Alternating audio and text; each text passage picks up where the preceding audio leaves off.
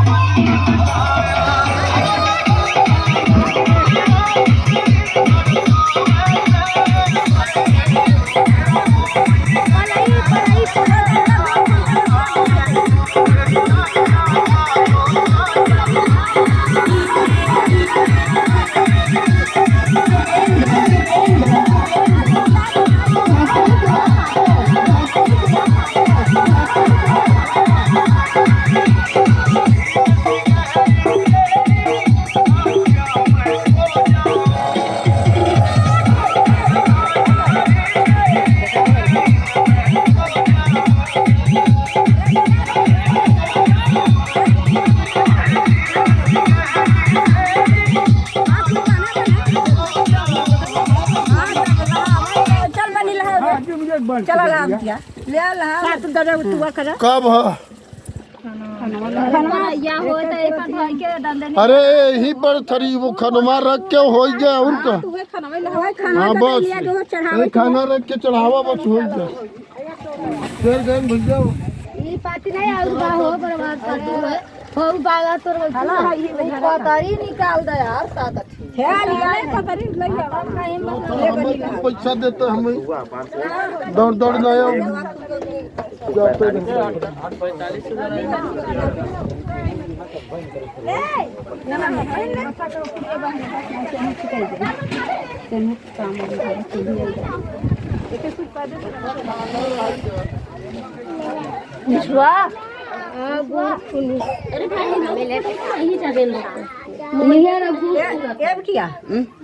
बोलो ये कहते ना ये हम लोगों की समाज के थे लेकिन कितना बड़ा जी का मम्मा बोले मुनि सुनिए आदि वीर कल्याण मार्ग बताता हूँ जिससे बढ़ता धन दान सभी में उसका द्वार दिखाता हूँ त्रेता में सुने शंभुक मुनि द्वापर में शोपा मुनि आए एकलव्य युग पुरुष उसी समय से जनता के मन में भावे कलयुग में हुए रैदास जी संतों पंडों का मान घटाने को करने को ऊंचे ज्ञान ज्योत भक्तों को मार्ग दिखाने को अब उन्हें संत रैदास का ये अध्याय आदिवंश के रत्न को सुनिए सब चितलाए भारत में करोड़ों शूद्र या छूत आदि मूल निवासियों को सहारा देने वाले समाज सुधारक संत रैदास जी महाराज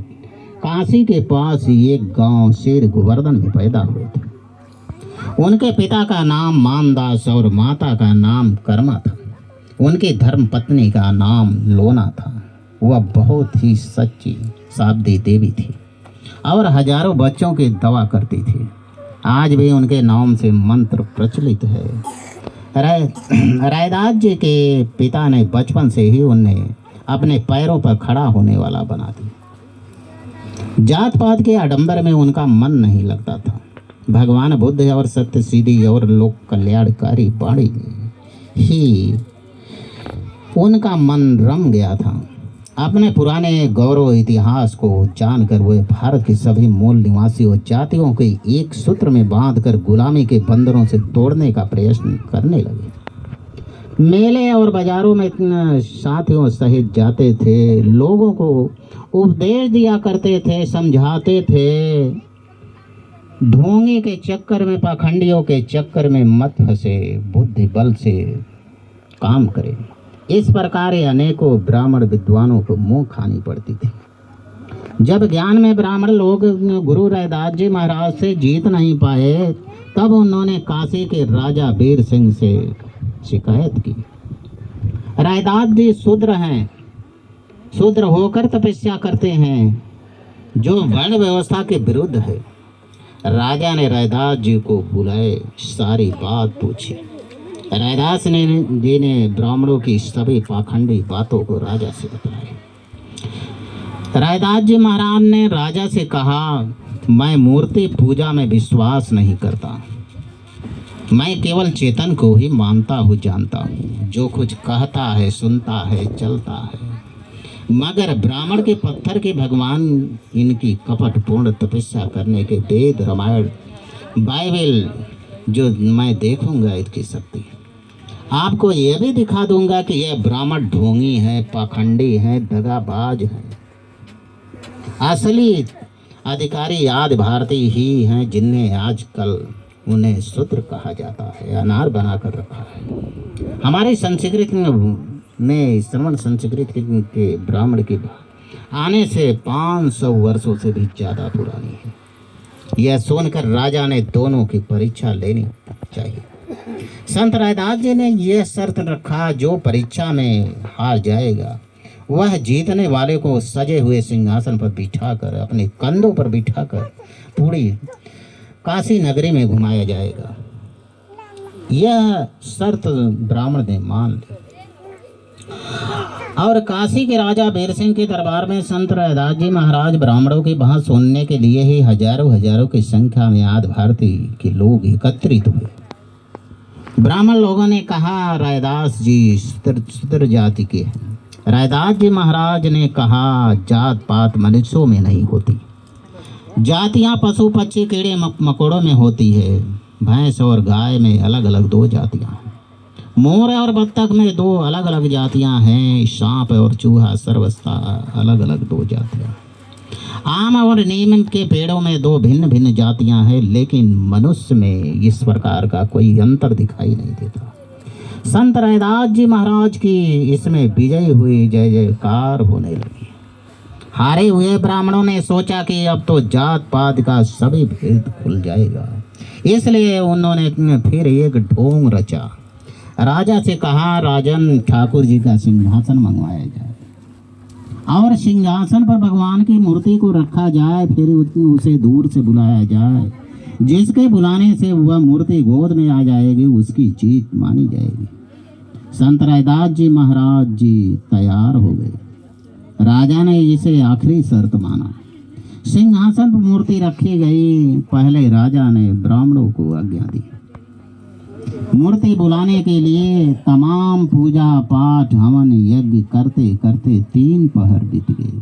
ब्राह्मण के गोद में मूर्ति नहीं आई। तब राजा ने संत रैदास जी महाराज को मूर्ति बुलाने के लिए आज्ञा दी। संत शिरोमणि महाराज खड़े होकर विनय पूर्वक भजन करना प्रारंभ कर दिए। तब के बल से वह पत्थर की मूर्ति एक ही क्षण में संत रैदास जी महाराज की गोद में आ गए। हजारों दर्शक लोग चकित रह गए। राजा वीर सिंह ने तपस्वी रैदास जी महाराज को सभा के बीच में अपने सिंहासन पर बैठाया और उनकी पूजा अर्चना की। बाद में लिखित शर्त के अनुसार ही एक सजे हुए सिंहासन पर उन्हें बिठाकर ब्राह्मणों ने अपने कंधों पर बैठाकर पूरी काशी नगरी में घुमाए। साथ में राजा की सवारी थी। हजारों आदि भारतीय रैदास जी के सिंहासन के साथ गाते बजाते और परम संत रैदास जी की जय, परम संत रैदास जी की जय बोलते हुए चलते थे। जिस प्रकार भी रैदास ने अपने त्याग और भक्ति और तपस्या के बल पर से पाखंडी ब्राह्मणों को हराया। शत प्रतिशत रैदास जी महाराज आदि भारतीयों को एकता के सूत्र में बांधने के लिए हजारों उपाय करते थे। एक समय कुंभ के मेले में उन्होंने अपनी संत मंडली को लेकर आदि भारतीय वंश का झंडा पांच रंगों वाला पंचशील का झंडा गाड़ दिया और उपदेश करने लगे। उपदेश में उन्होंने कहा, भाइयों आप सभी शारीरिक बनावट में एक समान हैं। सभी के कर्मों के आगे चलने वाला मन सब में एक समान है, लेकिन दुनिया के कुछ स्वार्थी तथा चालाक लोगों ने केवल अपने निजी सुख आराम के लिए आपके दिलो दिमाग पर अंधकार का पर्दा डालकर अपना गुलाम बना रखा है। तुम किसी से नीच नहीं हो। संसार में नीच वो होता है जो संसार को ठगता है, धोखा देता है, बेविचारी है, जुआरी है, दगाबाज है, वह सबसे बड़ा नीच है।